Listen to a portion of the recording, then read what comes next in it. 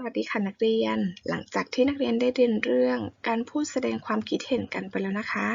เป็นอย่างไรกันบ้างคะ นักเรียนลองฝึกพูดกันบ้างหรือยังเอ่ย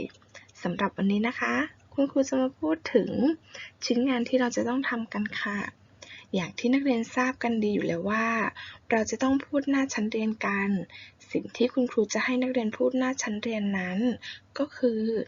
การพูดแนะนำหนังสือค่ะ การพูดแนะนำหนังสือจะพูดแนะนำหนังสือที่ตนเองชอบ จะเป็นหนังสือประเภทอะไรก็ได้นะคะ ไม่ว่าจะเป็นประเภทนิทาน นิยาย การ์ตูน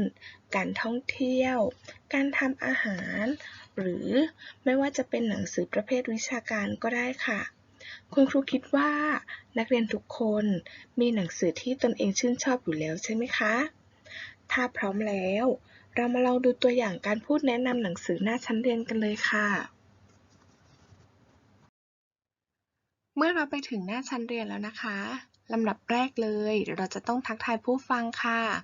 สวัสดีค่ะ ดิฉันชื่อเด็กหญิงศิรประภาบริบูรณ์ชั้นป .3/5 เลขที่ 40 ค่ะ อย่าลืมนะคะ ผู้พูดจะต้องมองหน้าผู้ฟังและยิ้มให้กับผู้ฟังบ้างค่ะเรามาแนะนำหนังสือ เราจะต้องถือหนังสือมาให้เพื่อนๆชมด้วยนะคะ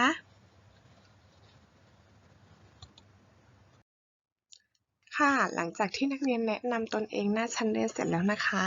เราเริ่มที่จะมาแนะนำหนังสือกันเลยค่ะ ลำดับแรกนะคะ เราจะต้องบอกผู้ฟังถึงชื่อหนังสือของเราค่ะ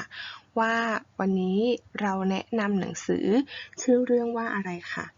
ต่อมาผู้แต่งนะคะบางเล่มจะอยู่ท้ายหนังสือหรือบางเล่มอยู่ในปกในและมีทั้งหน้าปกเลยค่ะสำนักพิมพ์แล้วก็จำนวนหน้าค่ะราคาเท่าไหร่ใส่ราคาไปด้วยนะคะเผื่อเพื่อนๆอยากได้และสามารถไปซื้อได้หากไม่เกินกำลังค่ะต่อมาเป็นสาระสำคัญของหนังสือค่ะสาระสำคัญนะคะก็คือบทสรุปของเนื้อหาเรื่องใดเรื่องหนึ่งของหนังสือที่นักเรียนนำมาแนะนำนั่นเองค่ะอาจจะเป็นหัวใจของหนังสือหรือเหตุที่ทำให้นักเรียนสนใจต่อมาเป็นประโยชน์ที่ได้รับค่ะการอ่านหนังสือนั้นเราจะต้องทราบว่าประโยชน์ที่เราได้รับคืออะไรอาจจะเป็นข้อคิดถ้าเป็นประเภทนิทานเราก็จะเป็นข้อคิดที่ได้รับจากหนังสือเล่มนั้นค่ะและนี่ก็คือแนวทางการพูดแนะนำหนังสือของนักเรียนนะคะ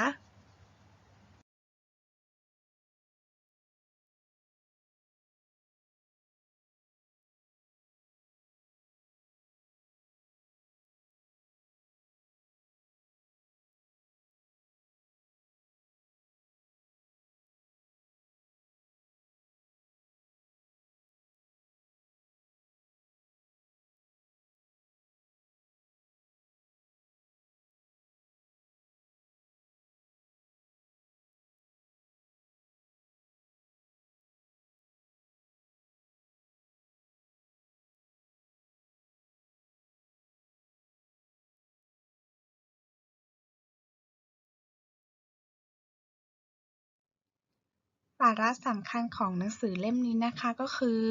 สำหรับคนไทยในยุคสมัยนี้ใช้ชีวิตได้สะดวกสบายมากขึ้นเพราะไม่ว่าเราจะรับประทานอะไรหรืออาหารของชนชาติใดก็ตามเราก็สามารถมองหาได้อย่างง่ายดายตามริมข้างทางและอาหารเหล่านี้ยังถูกปรุงขึ้นอย่างอร่อยถูกปาก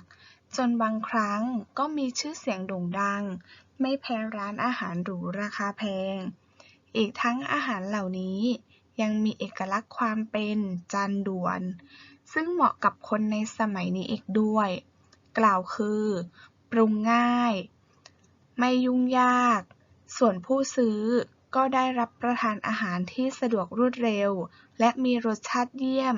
ราวกับมีเชฟมืออาชีพมาทำให้เรากับมือหนังสือเชฟข้างทางอาหารจานด่วนเล่มนี้เราได้รวบรวมสูตรอาหารทั้งสิ้น70สูตรไม่ว่าจะเป็นอาหารไทยอาหารจีนอาหารญี่ปุ่นอาหารเกาหลีหรืออาหารฝรั่ง ก็เป็นสูตรอาหารจานด่วนยอดฮิตที่ใครหลายคนชื่นชอบ ซึ่งรับรองว่านำไปประกอบอาชีพ เพิ่มรายได้ให้กับตัวเอง และอร่อยถูกใจลูกค้าแน่นอน หนังสือเล่มนี้นะคะก็จะเหมาะสำหรับผู้ที่อยากได้สูตรอาหาร การทำอาหารที่รวดเร็ว ทำง่าย และมีหลากหลายประเภท หนังสือเล่มนี้ก็จะเป็นคำตอบให้ใครหลายๆคนที่กำลังมองหาการทำอาหารทานเองที่บ้าน โดยที่ไม่ต้องออกไปเจอผู้คนมากมายข้างนอกนั่นเองค่ะ เมื่ออ่านหนังสือเล่มนี้จบแล้วนะคะ ประโยชน์ที่ได้รับจากหนังสือเล่มนี้ก็จะทำให้พ่อครัวแม่ครัวมือใหม่และคนที่มีใจรักในการทำอาหารทั้งหลายได้รู้จักกับวิธีเลือกหนังสือการทำอาหารที่ถูกใจและใช่สำหรับคนทำอาหาร